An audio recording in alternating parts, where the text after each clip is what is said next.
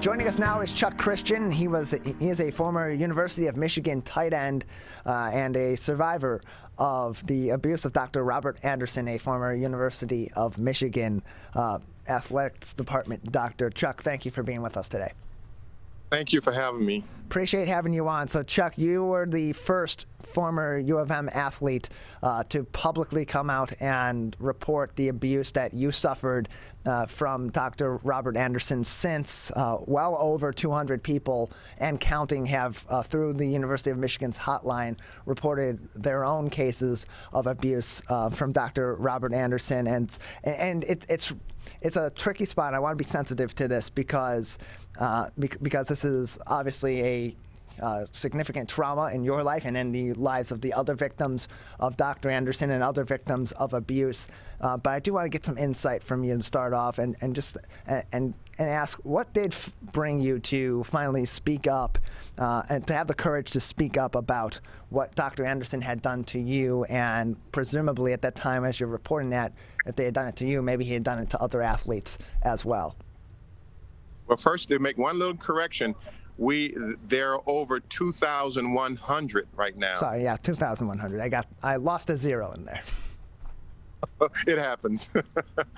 Yeah. Well, what happened for me was, at the time, I was in the hospital, and I was in the hospital dealing with cancer, because I had prostate cancer, which spread all the way to my spine, tailbones, ribs, everything.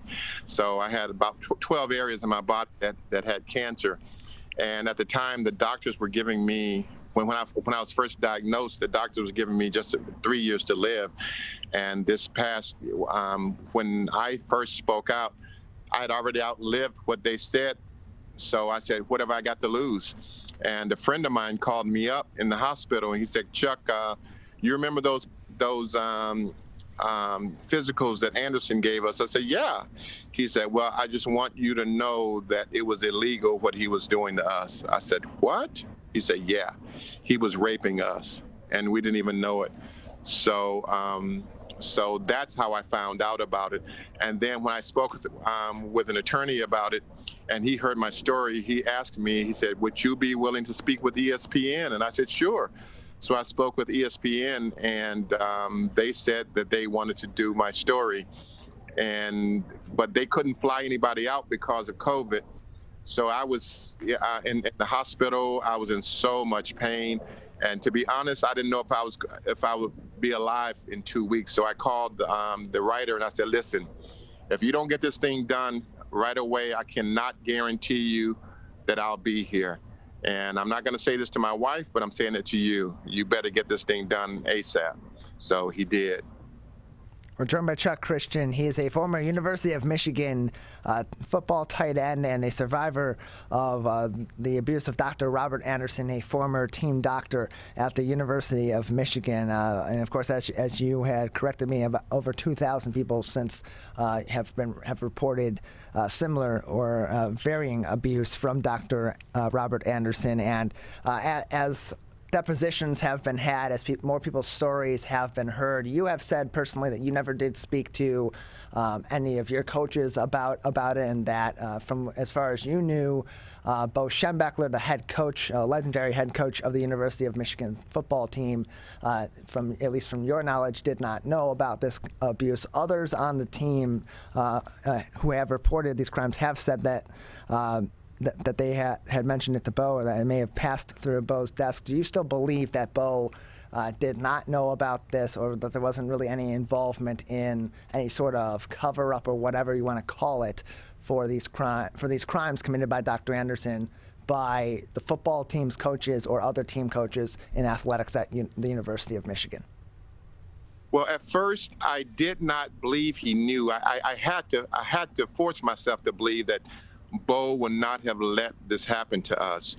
And even when there were all kinds of question marks flying around, I still forced myself to believe that he didn't know. And at the time of my deposition, I forced myself to believe that he didn't know. But Michigan paid, $5 million for the Wilmer Hale report. And when they did the report, it came back that Bo knew. And not only that Bo knew, but the athletic director knew, and 24 other administrators knew as well. So when I just, pull my head out of la la land, I said, hey, this guy knew. And then I start doing the math, because you got to realize the football team has 120 players. And this man rapes your entire team, not for just 1 year, but for 37 years. There's no way that Bo was that dumb that he would let this happen without his knowledge. So yes, I really, honestly, truthfully believe that Bo knew, but he just did not protect us. And thousands of people now at this point, over 2,000 people have come out and had their stories heard, or at least reported their stories to the university through the hotline that is associated with this tragedy and this scandal through the abuse of Dr. Anderson at the University of Michigan. And so we've seen similar cases at other universities here in Michigan and across the U.S., unfortunately, as well. And there have been varying responses from these institutions to the news of this information, how they've responded, how they have then interacted with the survivors, with the victims of these heinous crimes that have been committed, sometimes in the case of Dr. Anderson, over a number of years. In your opinion at this time, and if you can speak on this, what is your opinion on the response that's been had and the interaction that's been had between the University of Michigan and the survivors of Dr. Anderson? Has it been appropriate? Has it been enough? Do you believe that they have taken this seriously enough and really taken this to heart and try to, as much as it's possible in this scenario, make right of the situation? No, absolutely not. When in the public eye, Michigan says, oh, you guys are so brave for speaking out, and we're so sorry for what Anderson did to you guys. And we just wish you guys the best, and stay strong and all this. Well, in private, it's a whole different story, because when I had my deposition, it was anything but pleasant. I mean, the Michigan lawyer attacked me for like 6.5 hours. I mean, he was brutal. He treated me like I was a criminal. And he screamed and yelled at me. I must have broken down crying at least 15 times. That's what you don't see when you read the report. When you read my deposition, you don't get the emotion of it, of the whole thing. But when you get to see the video, you see what a butthole the Michigan lawyers were toward me, and they just attacked me nonstop. So no, they have not. There's one face for the public, and then there's another face when it comes to the victims, and they have not been respectful or kind or anything in private. It's just been a public thing that they do, and even so much so that when we tried to speak at the Board of Regents back in September 23rd, guys had to sue to be able to speak, and I drove 15 hours. From Boston to Michigan to be able to speak at that event, and they said I couldn't speak. And I said, listen, I have stage 4 cancer, bone cancer, and I'm dying. I drove 15 hours. I need to speak. She said, no, you cannot speak. I said, why? She said, because you had to sign up online first. I said, are you kidding me? How am I going to sign up online when I don't even know you got to sign up online? And plus, I found out that 5 other players who did speak, they had to sue for the right to speak. That's not right. And we're joined by Chuck Christian, a former University of Michigan tight end on their football team, and the first to speak out on the abuse by Dr. Robert Anderson, a former University of Michigan Athletics Department doctor who has, as of now, the reported abuse, over 2,000 former athletes reporting they were abused by Dr. Anderson. And this abuse, and hearing these stories is important, because this abuse isn't just the immediate trauma or the everlasting psychological trauma. it has a snowballing effect as well on your health as well, and you've told your story multiple times to other publications that it had impacted your interactions with doctors, and ultimately, especially with your cancer diagnosis, put your life ultimately in grave danger. Correct? Right. And at this point, the doctors have given me. Initially, they gave me 3 years to live because I wouldn't go see a urologist about this case. If I went, my wife would set me up with appointments to see somebody for my blood pressure.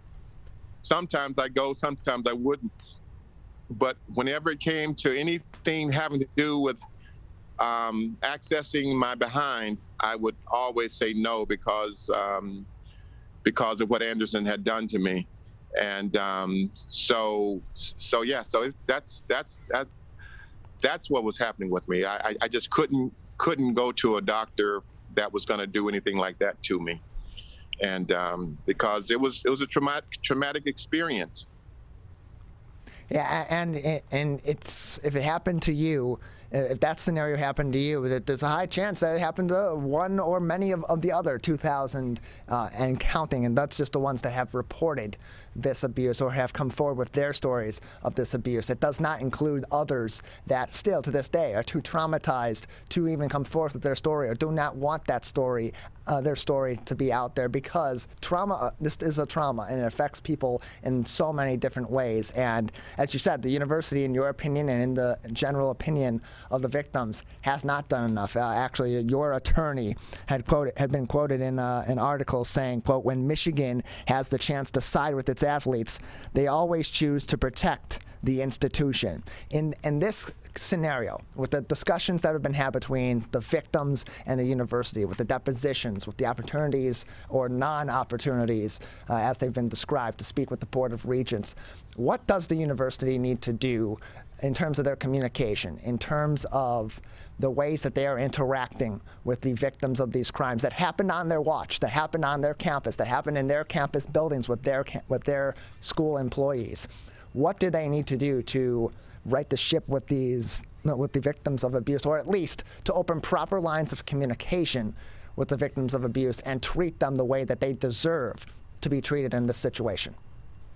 First of all, they need to stop trying to deny that these things happen, and stop trying to deny that people knew, because people knew. And as long as they're saying, "Oh, nobody knew, Bo didn't know," and all that stuff, it's like, you can't tell me that Bo didn't know, because Bo knew everything. And that's one thing he would tell us when we were playing. He's like, "I know everything. I know everything that goes on campus." Whenever somebody got drunk, Bo knew. When somebody got kicked out of a class, Bo knew. If you failed a test, Bo knew. You got into a fight, Bo knew everything. So there's no way that Bo didn't know this. But that's the beginning of it. Just stop denying it. Stop denying that people knew.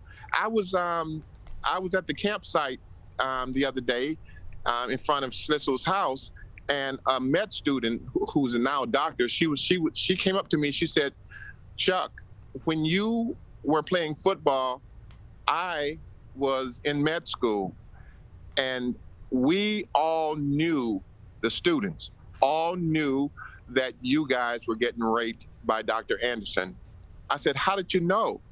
And she said, "Because he was raping us too." Wow. Well, it's absolutely disgusting.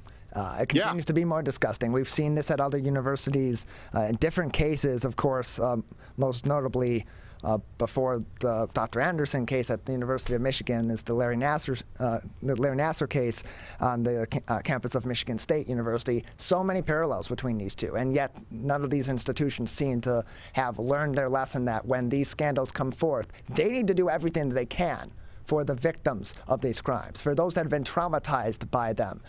And then, more importantly than that, to figure out what they need to do to then prevent this going forward. And in your opinion, knowing what the University of Michigan knows now, with the communication that they have had with the victims of these crimes from Dr. Anderson and the alleged but pretty clear cover-up, or at least lack of reporting at the absolute least, from within the athletics department and other departments and medical institutions at the University of Michigan. Do you believe, or at least in your opinion, because I'm not going to have you speak for the collective of those traumatized by Dr. Anderson, do you believe that the University of Michigan has set itself on the right path to correct this issue and prevent this issue from being something that could come up again on their campus in the future? No, I don't. I hear a lot of chatter at the end of the meetings. At the end of the Board of Regents meetings, they're saying, all the things that we're doing now to make it a better, safer campus and blah, blah, blah, blah, blah. But that's just all BS. That's just lawyer talk, and it's not real. It's not legit. I spoke with a lot of students because when we first moved in front of Schlitzel's house, it was just John Vaughn and myself, and we were there, and then we were there to explain to the students what had happened to us. And when we got there and began to speak with the students, it's like, wow, John, this hasn't changed. It's still a rape culture. It's still a protect Michigan culture. And that's exactly what's still going on today. There were students that came up to us and said, listen, since you guys have been here, this is the safest I've ever felt since I've been here at University of Michigan. I said, really? And she wasn't the only one. We had at least a half a dozen came by the tent site to let us know that us being there has made a difference to them and they feel safer. And one girl got up and told the story of how she was raped on campus and how it took about 7 months for her to go through all of the channels to press charges against this young fella. And but Michigan is really making it difficult for people to press charges, making it difficult for people to tell when they've been sexually assaulted. And it's just a shame, and it hasn't changed. So it's still protecting the big M. They don't really care about the victims. They care about the big M and bringing all that money in. And that's what it boils down to, in my opinion.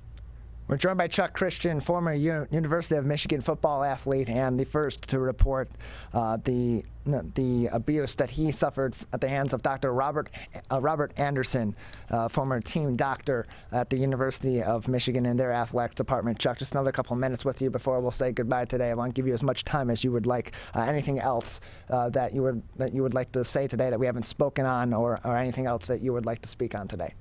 I think for me, as long as Michigan is playing this game and not dealing with the problem, it's gonna be a part of Michigan's present and future.